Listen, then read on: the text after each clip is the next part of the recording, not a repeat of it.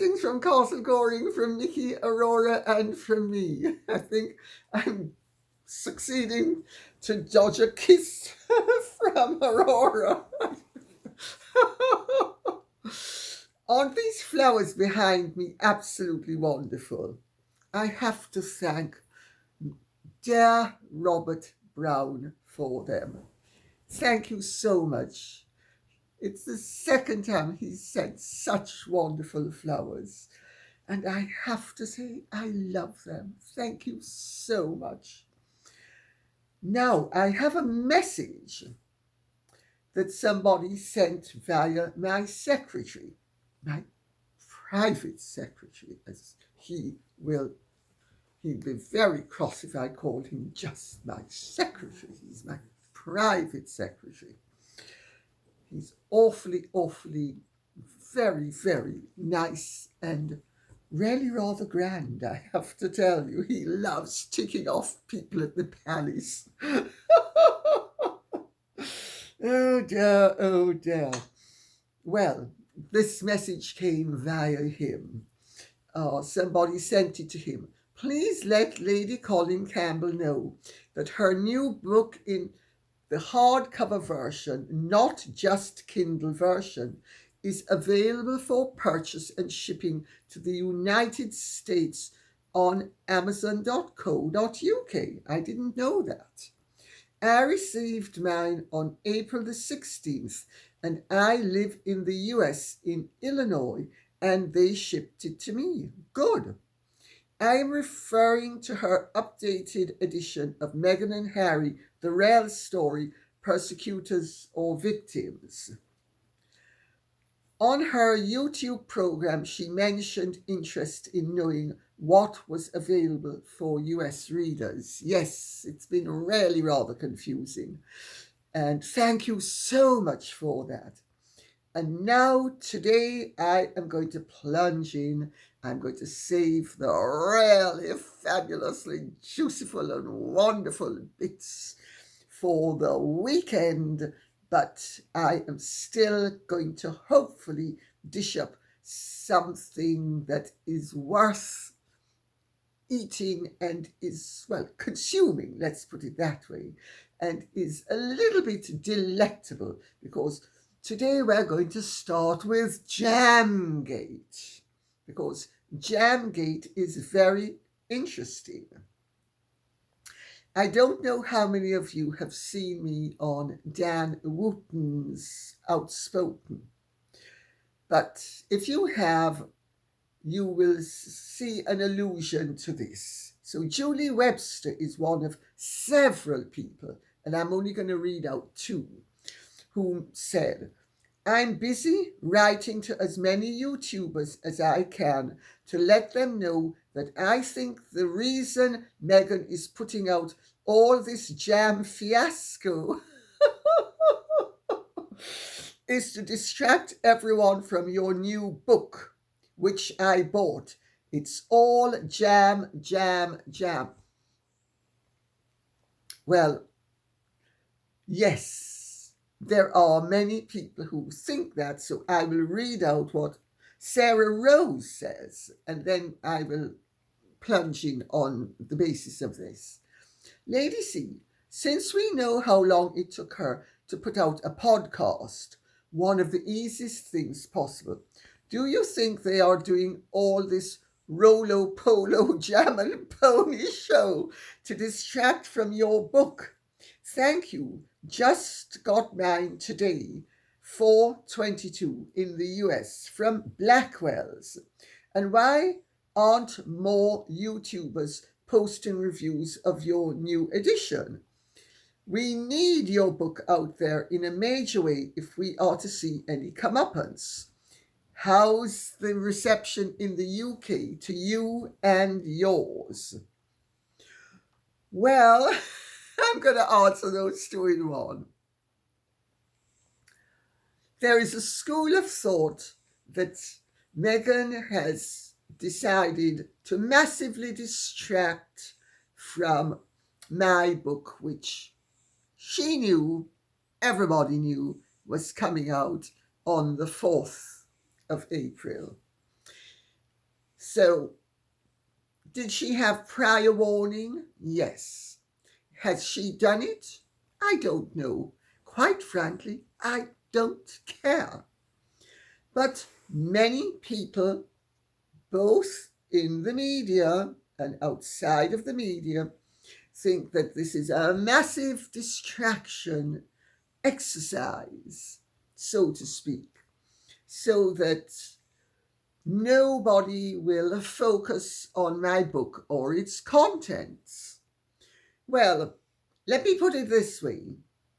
This edition has already sold out and it's being reprinted as we speak to fulfill orders. So if she thought she was going to divert attention away from the book and nobody would read it, wrong yet again. Oh, please, sweet Megsy baby, can't you ever get anything right? I mean, please try.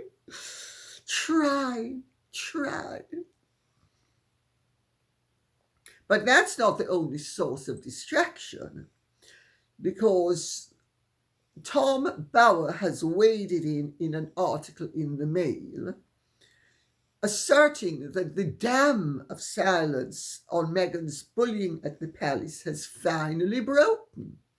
He says the trickle will soon become a stream. Noticed, not a flood, a stream. So, I suppose I'm really rather amused. He's using pretty much a little bit of what I have to say in my book about Samantha Cohen to pump up this situation. Well, very interesting. You know? Then, of course, there is the diversion and the defense by Melissa McCarthy, and a really rather outrageous attack on Angela Levin on Talk TV, which I will go into a bit later. So Meghan's supporters or Meghan's detractors who don't want me muscling on their territory, notwithstanding the fact that I was there first and therefore they were muscling in on mine. They're all at it, according to certain theorists. I think some of it could be coincidental, but I'd be very naive to think that all of it is coincidental, because Meghan is very good at diversionary tactics. She's shown time and again that she is, and she's great at deflection, and she's also great at inference. She implies things that you are supposed to infer, and she does it so well that you usually will infer exactly what she wanted you to infer, so that you arrive at the conclusion that she has propelled you in. Well, the direction of the conclusion that she has propelled you in. So,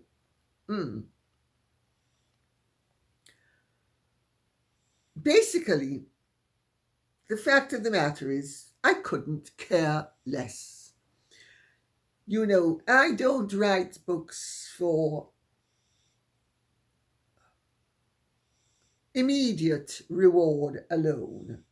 I was actually saying this to a fellow writer a bit earlier today. An author writes for posterity. An author writes, well, a proper author, I should say. I didn't need to say that to him, but I'm saying it now to be absolutely clear as to exactly what I mean. A proper author writes for posterity. A journalist, even if a journalist is writing a book, today's news wraps tomorrow's fish. It's not about just the news. It's about material that will stand the test of time. So, my books have all stood the test of time, and they all will stand the test of time because they are grounded in fact and they are accurate, and also they are measured. Aside from the quality of writing, which I leave up to you to determine whether it is acceptable or not, the content needs to stand the test of time. Let them try all they want. They tried to bury my Diana book. People magazine said it was the most believable of all the Diana biographies. That was when People was People. I rest my case and move on with what Darlene Harrigan says. Allegedly, she is getting her jams from a small company close by and putting her labels on it. Yes. Had Meghan made 50 jars of strawberry jam, it would have been a massive undertaking. I was speaking to a friend of mine today who makes jam and says the only jam she will never make again is strawberry jam because you have to put in just the right amount of pectin. Otherwise, it sets too hard or is too runny. And she says it's a nightmare to make. Well, I wouldn't know because I don't like strawberry jam, so I would never make it. And she also made the point that Meghan to make 50 jars of strawberry jam, because strawberry jam takes a lot of strawberries. And it's a very time consuming and it's a very back-breaking exercise. She said she would have most likely had to make 10 lots of jam. She says it's not an easy thing to make. Interesting. Well, of course, Meghan suggested in her ad for a royal oik that it was, she was going to be slaving away in the kitchen. Well, gotta remember, she has slaved ancestors. So she's slaving away in the kitchen so that you can buy her jam at $39.99 a pop. Lucky you. She's really classy. Manages to hit all the notes on the scale. She's evidently, there is a local supplier who sells strawberry jam in bulk in the very jars that she and her people have shown us. Is it the same? Well, she actually, to give her due, never said she was making that jam. She does everything by a process of suggestion. So she's seen stirring a pot. What?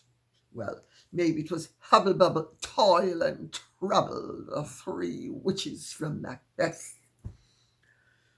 Or maybe it was another Meganian recipe. But somehow we're meant to think it was strawberry jam. Well, that's very clever marketing. That, I concede, is very clever marketing. But I do think if she's not making it herself and it's not her recipe, it's a little bit misleading, isn't it, to lead people to think that she's concocted it herself. I mean, the king doesn't pretend that he makes Highgrove strawberry jam himself. Of course, evidently the jams that are made for the Highgrove products are made via the Highgrove enterprise. So, but I don't think Meghan has a strawberry patch in Montecito. So, Jamgate becomes more interesting by the moment, doesn't it? I think she's working herself into something of a jam, don't you? Elk Prof says, "Hello, Lady C. Wishing you everything wonderful today. Thank you very much. I wish you the same. I heard today that Meg's team is actually telling her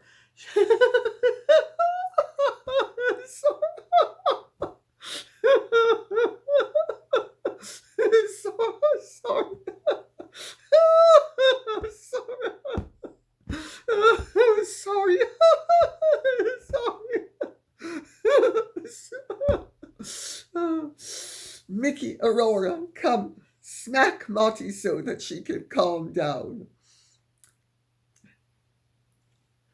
I heard today that Meg's team is actually telling her she can become a billionaire through selling merchandise under a lifestyle brand. Well, I heard you say that Ari Emanuel is of high intellect and ability. How is it possible that he and his team could be telling Meghan such nonsense? You have made it clear to us the level of financial backing it would take, which is nowhere to be found, never mind the reputation and work ethic that continue to elude the Dutchless. Oh, gosh. Well, if the purpose is to divert attention away from my book, it's succeeding, but only in a limited way. So I'm not fussed about that. Well, also, in fairness to Ari Emanuel, he's not telling her anything about jam. He is an agent. He makes his money placing her in deals, not jam making deals either. Placing her in anything to do with entertainment, not making jam and selling jam.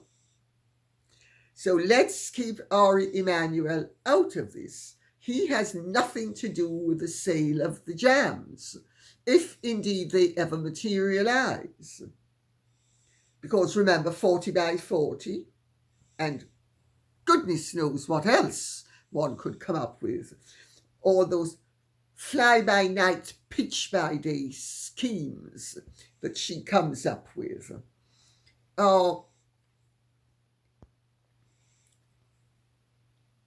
Well, I think some people have been very successful. Martha Stewart, Gwyneth Paltrow. I mean, Martha Stewart actually has her head very well screwed on and has been extremely capable. Gwyneth Paltrow, in her own and rather different and somewhat more outre way, has also been very capable and has had her head well screwed on, even if she then has things screwing in that really are. Did you get a rabbit from Gwynnie? Or did you get one of those candles that you light and that will electrify your life? not to mention other matters, but we won't go there. She certainly skirts around tastelessness in a very financially productive way. Meghan, she doesn't have the intellect, she doesn't have the talent, she doesn't have the ability. I don't think she has the application, and she hasn't yet figured out that seducing the public doesn't require the same technical skills that seducing Harry and the other rungs on the ladder took. Let's put it that way. Norma Mimosa says, Harry and Meghan have always been scraping the bottom of the D-list barrel. Well, that's true enough. Well, not always, but certainly now. Meghan's lack of reach has been a major problem. It has become a problem because her lack of reach has become very apparent, because she didn't understand the only thing that gave her any credibility whatsoever and desirability was her connection to the royal family. So, having moseyed her way into that little niche, she then proceeded to squander the opportunity. I'm such a victim. One tail left eye. Tom Bradby, I'm such a victim. Nobody's asked me how I am. Nobody's asked me if I'm okay. And I'm not okay. I never was okay. I'm never going to be okay. Because there's something really amiss with me. Oh, sorry, I shouldn't have spoken that truth. Oh, sorry. Take it back. Meghan's lack of reach has been a major problem. She fooled naive, insular Harry that they would get rich off the A-listers, and now he's lost the reach he once had in the royal family. All of this is absolutely spot on, incidentally. Despite his foolish choices, he grew up in the reach of world leaders, innovators, successful business leaders, the top of the arts world. He blew it. One cannot imagine how difficult it must be for him now, having to mix with the low end of uninteresting red carpet wannabes and hangers-on. Well, Norma Mimosa, I hear what you're saying. I think you've hit a nail on its head. But should I tell you, I'm going to reserve my sympathy for Harry's victims.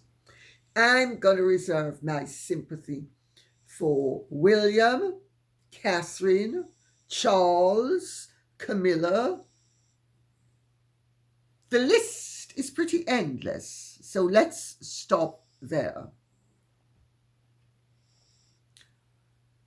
He has worked his way downwards with her assistance. Does he think that because he's heading to the bottom of the alphabet, that maybe if he goes to Z, he's going to bounce back up as A? Because it's not going to happen. I think it's very unfortunate, but this is a wonderful morality tale, and it behooves us to be aware of, well, Jesus Christ actually said it brilliantly in the parable of the talents.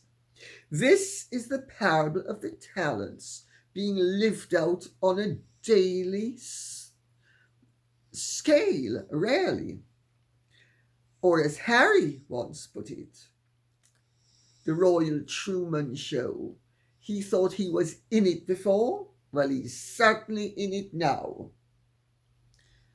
Chris CBMHXY says, "Hello, Lady C. Loved your fashion chat. I just got to thinking about the jam and wondered, does Meghan realise bots don't buy? Maybe that is why her sales are not going through the roof. Well, nothing is for sale. Or even getting off the ground. Nothing is for sale, so it can't get off the ground. But it served the purpose. It's got her attention deflected away from other more inconvenient matters. When you surround your website with bots, chances are you're not going to get too many sales. So funny. Hugs to you and the ladies in fur coats." Thank you, Chris. Yes, several people, as those of you who follow this channel will know, got in touch with me to say that people they knew or people they knew of or were listed as whatever it's called, subscribers, supporters, whatever, followers of Meghan's latest enterprise. Some of whom didn't know who Meghan is.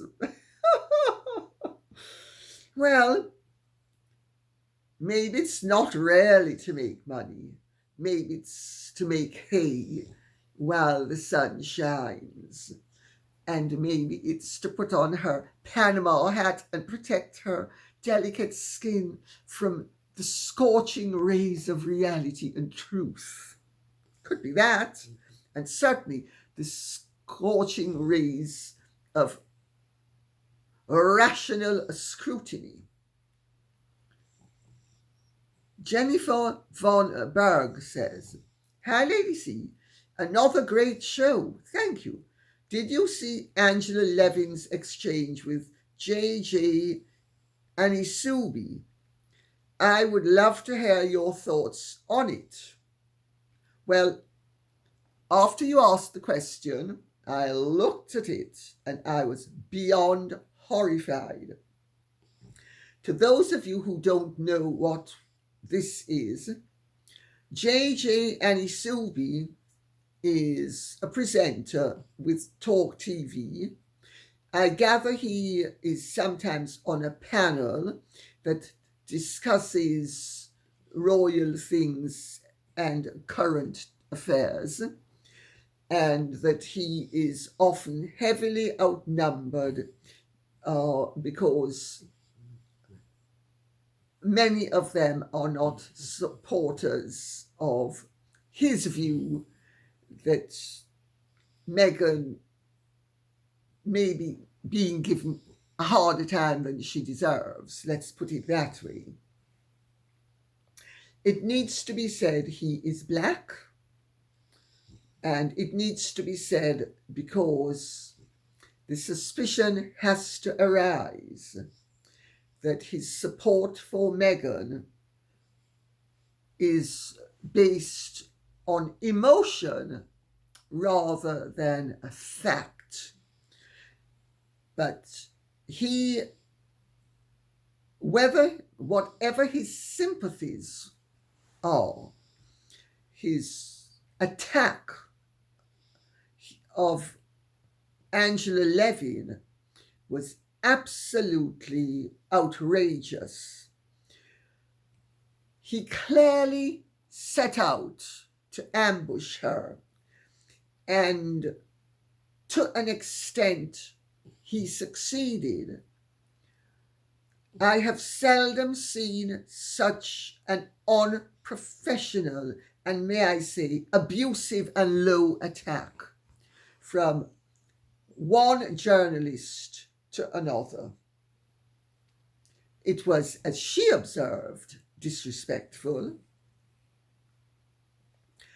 Now, what people viewing it may not have understood, but I understand because I do television work, is that the questions and answers are addressed by researchers before either of you goes on the show. He knew what her answers were going to be to his questions, and she knew what his questions were going to be.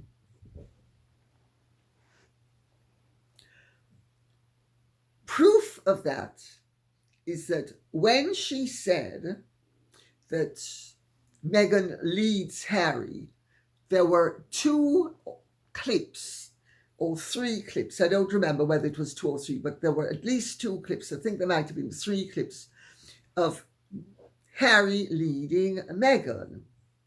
But so he was really nitpicking, because Angela's point was that Meghan is the dominant party in the relationship. And he came up with, obviously with the assistance of the researchers, because all of this is agreed, well, not agreed, because Angela would have had no idea that they were going to ambush her the way they did. And they were outrageously disrespectful. And I don't know how they would expect her to willingly go back on a show with them. Certainly I wouldn't. I would absolutely not. And she actually walked off the show, and good for her too. But the whole thing was a total setup, because to show those clips shows me, and hopefully will tell those of you who've looked at it. And if you haven't looked at it, you actually should look at it on YouTube. It's there. That the whole thing was an ambush, and his aggression, he was so aggressive and so really abusive in tone. You know, Talk TV should be ashamed of itself for allowing something like that to happen. It is dishonourable conduct. It is the abuse of a colleague and a guest. It is unacceptable. It should not have happened at all. Well, he had a huge go at her over the Melissa McCarthy comments and the jam launch. And as if Meghan, and he accused Angela of having a vendetta against Meghan Markle, and that was the headline of the snippet that was then posted onto YouTube by the station. She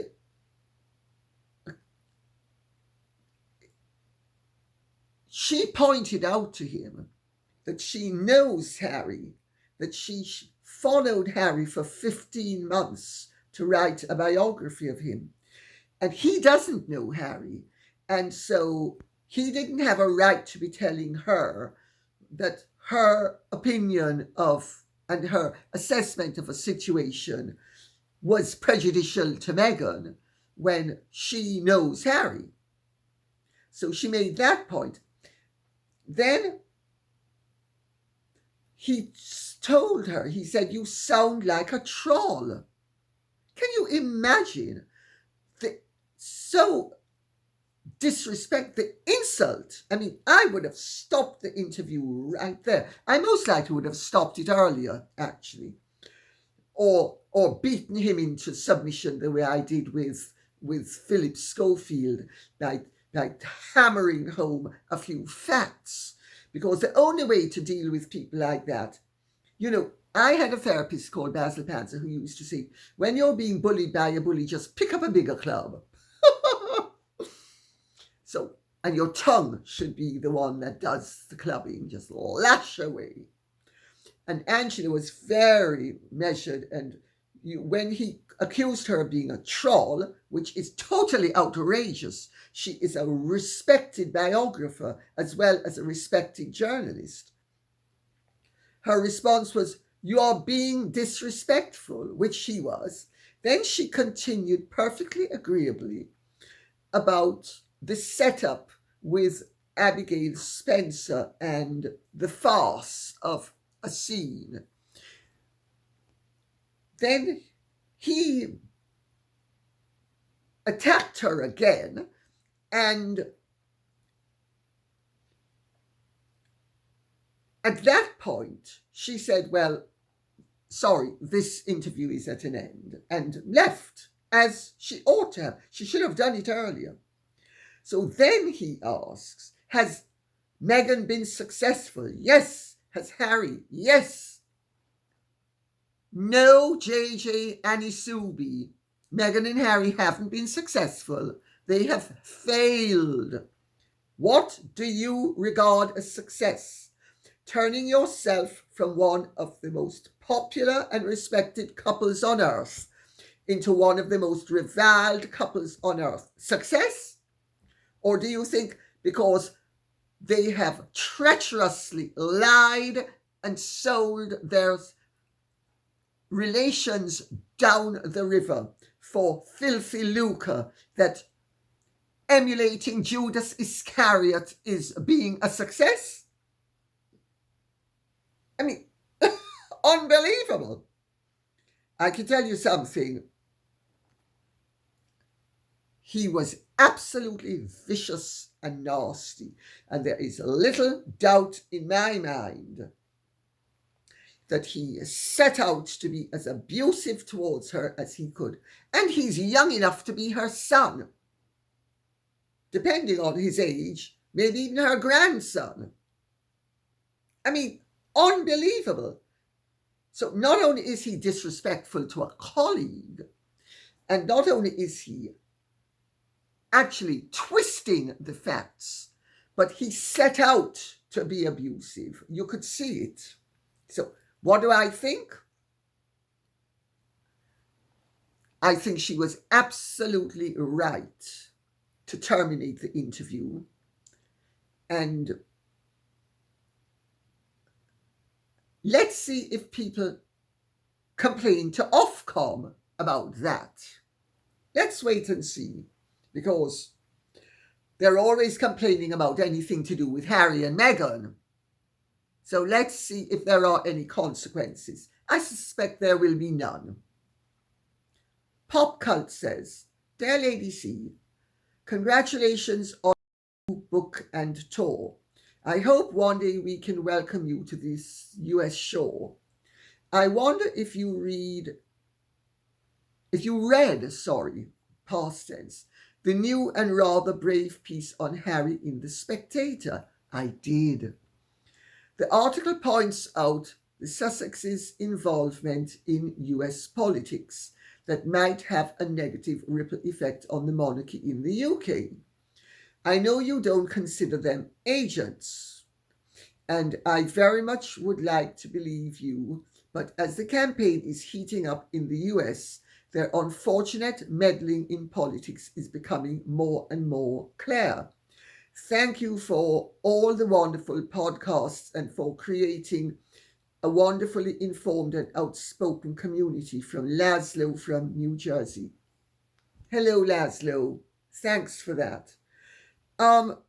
Actually, I think Harry does act as an agent.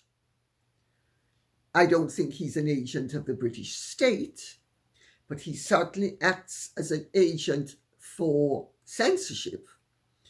I think it is absolutely outrageous that the American state tolerates a foreign prince meddling in its affairs the way he does.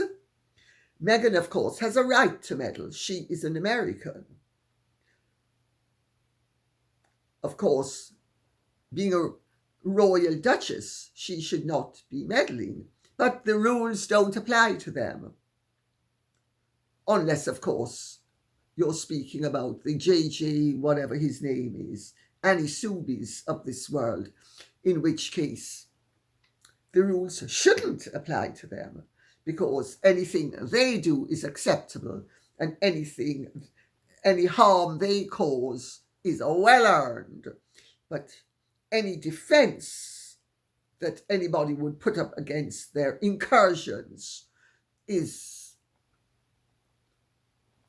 worthy of being commented upon adversely. Well, the article is by Lady Colin, and he starts out, the headline is, "Dear Britain, please take Prince Harry back." And he makes the observation that Harry's actions defy belief. And he makes some really interesting points, because he says that while the American tabloid audiences follow every new Sussex branding scheme with bated breath, many of us view their exploits with eye-rolling disdain. He's absolutely right. He goes on to denigrate very carefully and correctly their penchant for creating distraction, chaos, and controversy wherever they go, and he asserts that this is intolerable, which it is. He also makes the point that the United States of America does not need another B-list celebrity wading into politics. Well, Harry is now heading towards the F list. He makes the point that it's no accident that Harry and Meghan have become the butt of jokes, from cartoons to comedians, and he regards them as preposterous. And he makes the point that they are nothing but lifestyle brand influencers, and that they have no right to be inveighing on such political topics as election, misinformation, paid family leave, or America's free speech protections. He asserts with justification that we in Britain have had enough of the unhappy former golden boy, as he describes him with some accuracy, although maybe ginger would have been a better description. And he asserts that the Americans are not far behind in their shared sentiments with the British public. He says that the Americans share the same revulsion when someone appears to sell out one's family for profit. And he makes the point that in the United States of America, hard work and talent are prized commodities, which of course he makes quite clear, in his opinion, the Sussexes do not possess, and actually asserts that they are, quote unquote, sorely lacking in both of these qualities. He points out that the assertion that they are talentless grifters will stick with them ad infinitum. He makes the point that they have bitten the hand that feeds them once too often. Actually, he says a bit too many times too often. And he finds that they're casting about for a purpose. And at the moment, it's selling jam. He makes the point that Harry has newly affirmed that the United States is his residence, and that many people in Britain are rejoicing. There has been national jubilation. But that Americans are a lot less cheerful at having poisoned Harry as a resident. Then he says, the common sense, and I'm going to quote, the common sense of Nigel Farage springs to mind. After Harry's 2021 assault on the United States Constitution's commitment to free speech, he tweeted, and he's now quoting Nigel, for Prince Harry to condemn the USA's First Amendment shows he has lost the plot. Soon he will not be wanted on either side of the pond. End of quotes.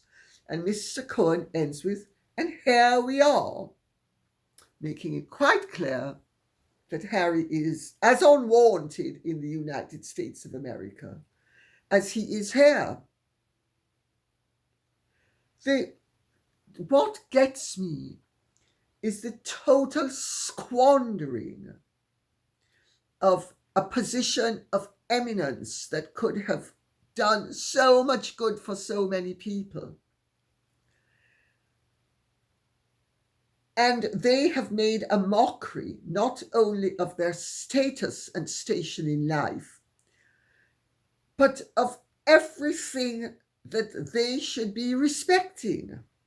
Anyway, I'm going to end quite soon. So I'm going to say what SKSU3PT says. Harry has ruined his own life by the choices he has made and his public show of nastiness and bad manners, allegedly. Inflicting his bad choices on the public is unforgivable and unforgettable treachery, allegedly. You don't need to allege. You're entitled to your opinion.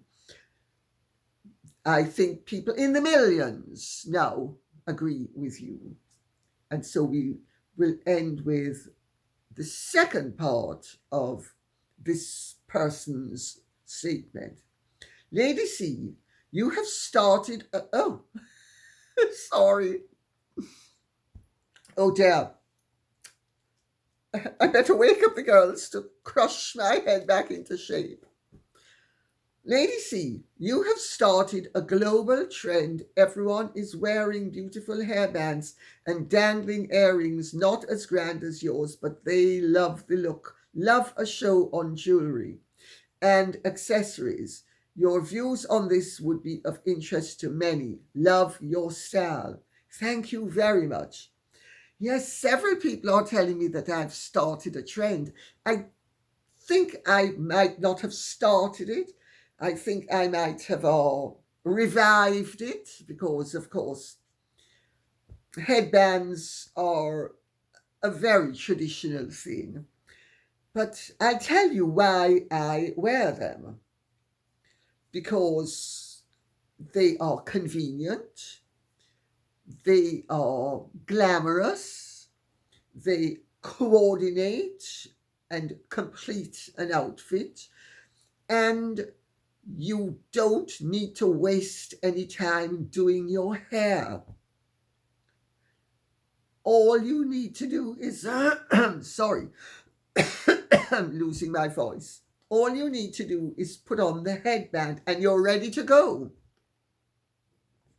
So it's time saving as well as a finishing touch. And I sort of have fallen into them serendipitously. And they've become something of a signature for the foreseeable future and certainly for the moment. And it's nice to know that other people like them and wish to try them out and discover that, as I have discovered, that they actually are really a pretty cool thing to have. And of course, you can be as glamorous or as sedate with them as you want. I mean, it's win-win all around. That's why I wear them.